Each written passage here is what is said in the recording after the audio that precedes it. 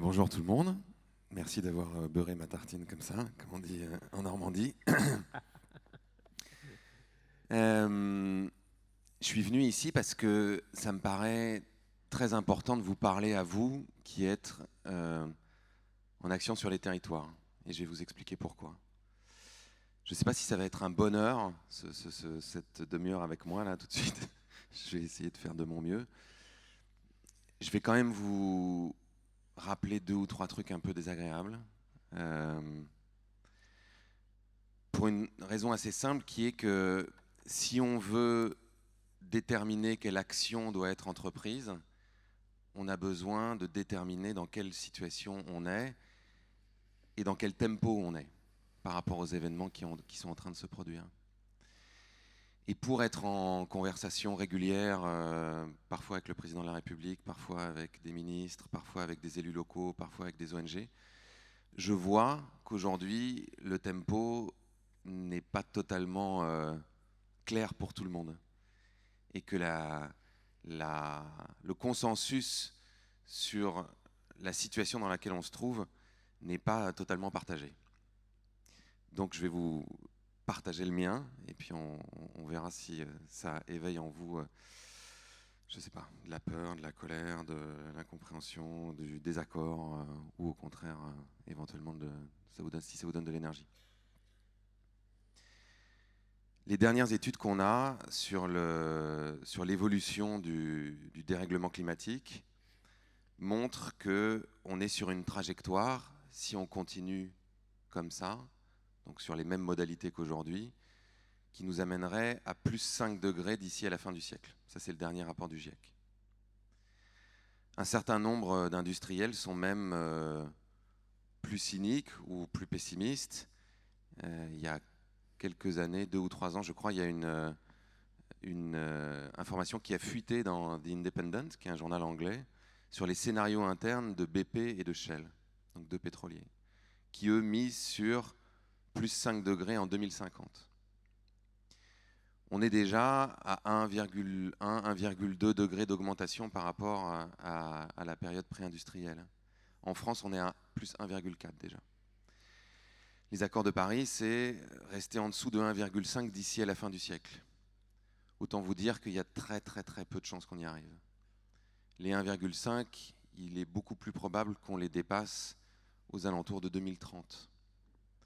Je ne sais pas si vous avez vu passer cette information, il y avait un article dans le Guardian il y a quelques jours, des scientifiques qui faisaient une expédition en Arctique relataient de façon assez paniquée le fait que le permafrost, donc cette couche de terre gelée qui est à la fois en Sibérie, en Arctique et dans un certain nombre d'autres endroits du monde, était en train de dégeler 70 ans plus tôt que ce qu'on imaginait.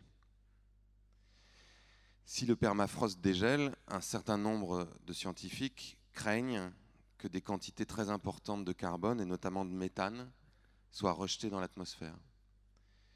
Une quantification qui a été faite par des scientifiques américains dit que ce qu'il y a en dessous des terres gelées de l'Arctique, c'est à peu près 4 fois plus de gaz réchauffeurs que ce qu'on a déjà émis dans l'atmosphère.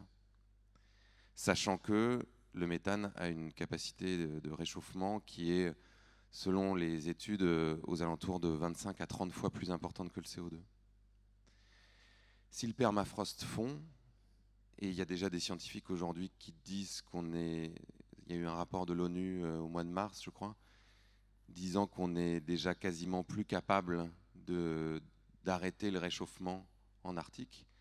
Si le permafrost fond et que ces quantités de méthane et de gaz réchauffeurs sont relâchées dans l'atmosphère, il y a de très fortes chances qu'on vive des phénomènes d'emballement qui deviendront incontrôlables. C'est-à-dire qu'on ne sache plus comment faire pour aller rechercher ce carbone dans l'atmosphère, même si un certain nombre de théories un peu fumeuses pour aller séquestrer le carbone dans des machines, avec des machines ou utiliser de la géo-ingénierie promettent de résoudre le problème. En réalité, ça en créerait d'autres qui sont loin d'être négligeables. Ça, donc la possibilité qu'on dépasse ces seuils et qu'on arrive à une situation relativement irréversible, c'est dans les 10 ans qui viennent que ça se joue. Ça va toujours? On a une toute petite fenêtre pour ne pas arriver donc à ce scénario un peu catastrophe de plus 5. Parce que qu'est-ce qui se passerait à plus 5? Là aussi, un certain nombre de scientifiques se sont penchés sur la question, montrant qu'une bonne partie des pays qui sont autour de l'équateur, une bonne partie de la péninsule arabique, les plaines du nord-ouest de la Chine, une bonne partie du Brésil, une bonne partie de pays africains ou sud-américains vont devenir réellement invivables parce qu'il y fera trop chaud.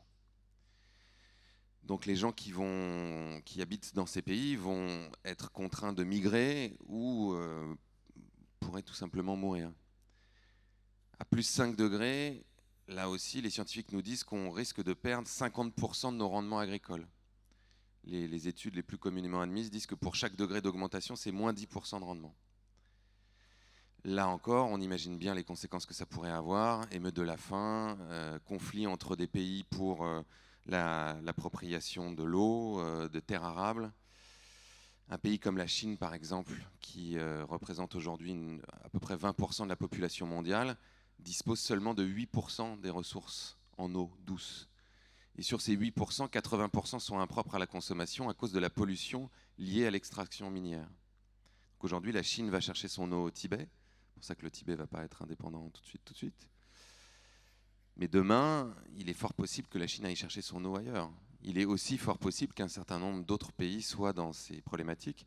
Vous avez certainement vu ce qui s'est passé à Chennai, métropole indienne de 11 millions d'habitants, où les réservoirs de stockage d'eau douce sont complètement à sec et où on est dans une difficulté énorme pour approvisionner la population en eau. Vous avez sûrement vu aussi ce qui s'est passé au Cap il y a 2 ans, où on est passé à quelques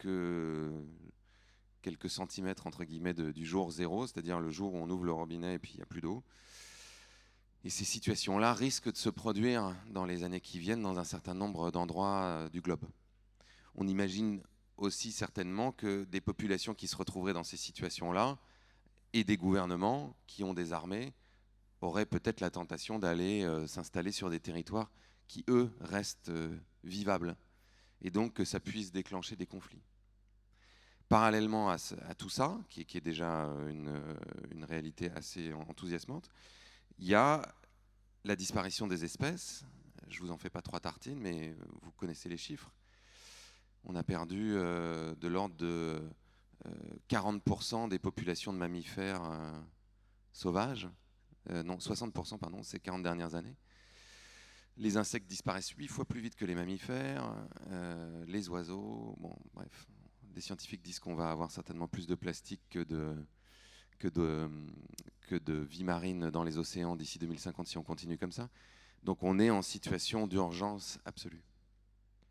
Pour parvenir à résoudre cette situation, et c'est pour ça que j'essaie de poser les éléments devant nous, c'est-à-dire que vous verrez, et je pense que ça sera présent dans toutes les conversations qu'on aura pendant ces 2 jours, je ne dis absolument pas que les solutions sont simples. Et si je les connaissais ou si quelqu'un les connaissait, je pense que ça se saurait déjà. Au contraire, on est face à une situation extraordinairement complexe qui demande de mettre en œuvre un certain nombre de politiques publiques, un certain nombre d'actions individuelles, un certain nombre de mutations économiques qui sont aujourd'hui très difficiles à imaginer pour la plupart des acteurs. Je m'explique. Pour parvenir à rester en dessous des 1,5 degrés fatidiques, ce que nous n'arrivons sans doute pas à faire, mais si on se donne cette trajectoire-là, il faudrait laisser la majeure partie des énergies fossiles là où elles sont. La majeure partie du pétrole, la majeure partie du charbon. Aujourd'hui, entre 80 et 90% de l'énergie primaire qu'on utilise sur cette planète pour faire fonctionner nos sociétés sont directement liées aux énergies fossiles. Ce qui veut dire que si, de façon très brutale, on arrêtait de les utiliser, on créerait une crise économique mondiale. Pour mémoire, la dernière fois que le baril de pétrole a dépassé les $150, c'était en 2008-2009. Et ça a largement participé à la crise économique qu'on a connue à ce moment-là. Donc, on a besoin de faire une transition très rapide vers d'autres formes d'énergie. Mais surtout, on a besoin de décroître de façon très importante sur notre consommation d'énergie. Est-ce que notre modèle économique actuel nous permet d'y arriver? L'ONU s'est penchée sur la question. Chaque année, l'ONU fait un rapport, soutenabilité. Donc pour son rapport de 2019, soutenabilité, l'ONU a mandaté un certain nombre d'experts dans un certain nombre de domaines pour alimenter le rapport global. Et ils ont posé la question à un cabinet d'experts finlandais. Est-ce que le capitalisme peut nous permettre de répondre à l'enjeu climatique dans le temps qui nous est donné, c'est-à-dire le temps qui a été donné par le secrétaire général de l'ONU dans les 10 ans qui viennent? La réponse du cabinet a été de dire non. Le capitalisme aujourd'hui est trop dans une recherche de profit immédiat, de rendement financier à court terme, et les politiques qui auraient besoin d'être menées sont incompatibles avec cette recherche de profit à court terme, de rendement financier et de recherche de croissance de façon infinie. D'autres scientifiques, dernièrement, se sont penchés sur la question de est-ce que nous sommes vraiment capables de découpler la croissance économique et l'utilisation de ressources naturelles?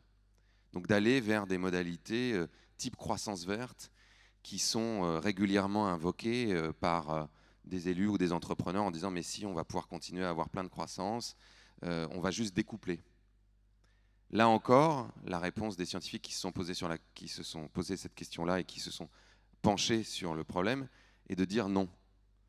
Aujourd'hui, nous n'avons aucun exemple de croissance économique forte qui puisse se produire sans une quantité importante d'extraction de matériaux, de destruction de ressources naturelles, même si une partie était découplée sur le mode économie de la connaissance, industrie, enfin économie de services, et même système d'économie circulaire, système d'économie bleue, symbiotique. On pourra en parler sur les choses qui sont les plus intéressantes et les plus prometteuses sur cet enjeu-là. Ces scientifiques qui ont conduit cette étude-là disent le seul scénario qui tient à peu près la route pour rester en dessous des 1,5 degrés est un scénario de décroissance matérielle. Le gros mot, vous savez, qu'on n'a pas le droit de dire normalement. Or, aujourd'hui, la croissance reste l'axiome premier des politiques publiques. Vous le savez, vous êtes élus, et vous le voyez aussi dans ce que vous entendez autour de vous, à la radio, etc. La recherche de croissance est la priorité numéro 1 des gouvernements pour créer de la richesse, pour créer de l'emploi, pour maintenir à flot nos économies. Ce qui veut dire qu'on a besoin de réinventer profondément nos modèles économiques et qu'on a besoin de le faire très rapidement. Est-ce que les responsables politiques à l'échelle nationale sont capables de le faire? C'est fort peu probable. Je suis en train d'accompagner une initiative, puisque donc j'ai été rencontrer Emmanuel Macron au mois de février dernier avec Marion Cotillard, ce qui était une rencontre un peu étrange, mais pourquoi pas. Et on a eu cette conversation-là, où je lui ai expliqué exactement ce que je viens de vous dire. La trajectoire à 5 degrés, le rapport de l'ONU sur le capitalisme, la problématique de la croissance verte. Et je suis venu avec un rapport qui a été élaboré par un cabinet qui s'appelle BL Évolution, qui a fait grand bruit dans le milieu écolo ces dernières semaines, en disant voilà, ils se sont amusés à regarder quelles pourraient être les mesures qui devraient être prises pour rester en dessous des 1,5 degrés. Parce que quand on a dit ça, quand on a dit bon bah il faut rester en dessous des 1,5 degrés, ça reste quand même relativement théorique et fumeux. On ne voit pas bien ce que ça peut avoir comme conséquence directe. Et quand on les regarde, c'est là qu'on comprend qu'on va avoir un problème. C'est à peu près ce qui s'est passé sur la question du nucléaire, où le gouvernement de François Hollande a voté le fait de passer de 75% à 50% la part du nucléaire dans la production d'électricité. Et quand Nicolas Hulot est arrivé au ministère, on a eu un certain nombre de conversations sur le sujet tous les deux, il s'est penché sur la question et il a dit bon bah très bien, donc ça veut dire fermer 20 réacteurs. Et là tout le monde a dit comment ça fermer 20 réacteurs? Bah non, on ne peut pas fermer 20 réacteurs. Bah, je sais pas, on a passé une loi qui dit on passe de 75% à 50 et donc pour passer de 75 à 50, il faut fermer 20 réacteurs. Ah bon? Ah bah non, ah bah on ne veut pas. Donc on est perpétuellement face à ce genre de situation-là. C'est-à-dire qu'on va voter une trajectoire, mais sans avoir d'idée réelle de ce que ça veut dire. Donc BL Évolution, ils se sont amusés à faire ça. quelles étaient certaines mesures? Alors, ils ont pris un angle de travail qui était de traduire ça dans des mesures liées à la consommation, pour que ça puisse parler au plus grand nombre et à chacun d'entre nous dans nos modes de vie. Rester sous 1,5 degré, ça voudrait dire réduire de 50% le nombre de véhicules en circulation. Quand moi qui habite pas très loin de Paris, en ce moment, on voit que c'est des mesures très populaires d'essayer de limiter la place de la voiture. Ça se passe très bien à Paris. Anne Hidalgo vous embrasse. Quand on essaye de regarder ce qui se passe sur le plan du transport aérien, ça voudrait dire quasiment arrêter les vols intérieurs en France. Là aussi, c'est une mesure hyper populaire. Ça voudrait dire limiter de façon très importante les vols en avion en Europe et voler en gros quand on est vraiment obligé de le faire. Et ça voudrait dire faire un grand voyage tous les X années. Évidemment, dans l'état actuel de l'industrie des avions. C'est-à-dire que peut-être qu'un jour, on inventera des avions qui n'émettent pas autant de CO2. Aujourd'hui, ce n'est pas le cas. Il faudrait réduire notre consommation de viande pour passer de 90 kg par personne et par an à peu près 25. Et en moyenne, pour donner un état des lieux encore plus global, on aurait besoin que chaque Français émette en moyenne 2 tonnes de carbone par an. Est-ce que vous savez combien émet aujourd'hui un Français? Est-ce que quelqu'un a une idée? Personne n'a envie de jouer à ça? Vous avez peur d'avoir la mauvaise réponse? En moyenne, 11 tonnes. 7 tonnes directement et 4 tonnes indirectement à travers nos achats. Évidemment, c'est une moyenne. En réalité, c'est les 10% de la population les plus riches qui émettent 50%, enfin qui sont responsables de 50% des émissions. Donc là, il y a une très grande disparité. Mais pour parvenir de façon moyenne à ça, ça veut dire qu'il faudrait réduire presque par 6 nos émissions de carbone. Vous voyez un peu le truc? Donc quand j'ai rencontré Emmanuel Macron, je lui dis, à mon avis, si vous arrivez demain avec un programme qui ressemble à ça, vous avez la moitié de la France dans la rue. Non? Si. 3/4. Donc, on a besoin, comme vous le disiez tout à l'heure, de plus de démocratie. C'est pour ça que là, on est en train d'essayer d'élaborer une initiative d'assemblée citoyenne tirée au sort qui va fonctionner avec des mécanismes de démocratie délibérative et qui va formuler des propositions qui ensuite seront soumises à référendum. Une assemblée citoyenne tirée au sort qui délibérera de façon publique, c'est-à-dire qu'on va filmer les délibérations pour que ce soit en direct sur Internet, pour qu'on ait des grands moments à la télévision, avec l'objectif de créer un effet d'entraînement, c'est-à-dire que tout le monde puisse regarder ce truc-là, s'identifier aux gens qui sont dans la convention en disant « Tiens, ah bah lui, il pense un peu comme moi, tiens ». Et puis voir quelle est l'évolution de chacun, en s'appuyant sur des initiatives qui ont été entreprises dans d'autres pays, qui ont été la plupart du temps couronnées de succès, notamment au Texas, où ils ont fait travailler, c'est ce qu'on raconte d'ailleurs dans Demain, si vous vous en souvenez bien, enfin si vous l'avez vu d'ailleurs, où on a fait travailler les gens sur la transition énergétique et où on a demandé aux habitants du Texas, est-ce que vous seriez prêts à payer un peu plus pour qu'on développe les énergies renouvelables et qu'on utilise moins de pétrole? Évidemment, les gens ont dit, non, le pétrole c'est une ressource locale, c'est de l'emploi. En plus, il faut qu'on paye plus, donc non, on n'est pas du tout d'accord. Ils ont créé une assemblée de citoyens tirés au sort, qu'ils ont fait délibérer. Donc, dans ce genre de circonstances, on met des gens qui sont... aïe, aïe, je sens que j'arrive à mon temps.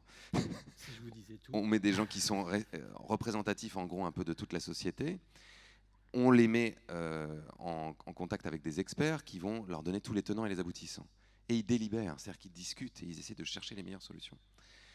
À l'issue de ce processus-là, la plupart du temps, même les personnes les plus réfractaires en viennent à être hyper constructives et à proposer des solutions ou à en chercher. Et à l'issue de ce processus au Texas, la globalité des participants était pour dire oui, il faut qu'on investisse plus pour faire des énergies renouvelables. Aujourd'hui, l'État du Texas est celui qui a le plus d'éoliennes aux États-Unis. alors que c'est un État pétrolier. On ne serait jamais arrivé à un résultat comme celui-là, simplement avec des politiques élus, qui auraient été en gros coincés par leur électorat, mais aussi coincés certainement par un certain nombre de lobbies. Je finis par vous dire un tout petit truc, et après je m'arrête, c'est promis. Pourquoi c'est très important de discuter avec vous? Parce qu'il y a de très fortes chances que là où on puisse aller le plus vite et le plus fort, c'est sur les territoires, à travers les territoires. Qu'est-ce qu'on a besoin de faire sur les territoires? On a besoin de faire 3 choses en priorité. 1, évidemment, on a besoin d'arrêter le plus rapidement possible le réchauffement et la destruction de la biodiversité, par tous les moyens possibles. Donc arrêter l'artificialisation des sols, arrêter de couper les forêts, essayer d'avoir des modèles d'agriculture qui, encore une fois, ne sont pas des monocultures à perte de vie, mais au contraire qui réutilisent l'arbre, qui réutilisent de la biodiversité. On a besoin évidemment de faire en sorte que nos territoires émettent le moins possible de carbone, voire même en séquestrent le plus possible, en recréant des puits de carbone. Ça, c'est le premier objectif. Le deuxième objectif, c'est de construire de la résilience. Parce que, qu'on le veuille ou non, et on peut choisir d'être optimiste, déterminé, etc., mais ce qui n'empêche pas de regarder la réalité en face, la plupart des scientifiques, j'en parlais encore avec 2 scientifiques de Stanford et de Berkeley il n'y a pas plus tard que 2 jours, nous disent on va aller vers un certain nombre de chocs. On a déjà dépassé des points de bascule, des points critiques, donc on va vers des chocs. Donc on a besoin de préparer nos territoires à encaisser ces chocs. Ça veut dire quoi? Essayer de produire de l'alimentation le plus possible sur nos territoires. Rapprocher l'endroit où on cultive de l'endroit où les gens consomment la nourriture. Produire un maximum d'énergie avec des sources renouvelables là où on habite. Protéger la ressource en eau et sécuriser sa distribution, ses réseaux de distribution. Relocaliser une bonne partie de notre activité économique. Plus des systèmes sont gros et plus ils sont centralisés, plus ils sont fragiles. Avoir un maximum d'entrepreneurs locaux et indépendants qui puissent répondre aux besoins fondamentaux de la population. Et troisième objectif, régénérer nos écosystèmes le plus possible.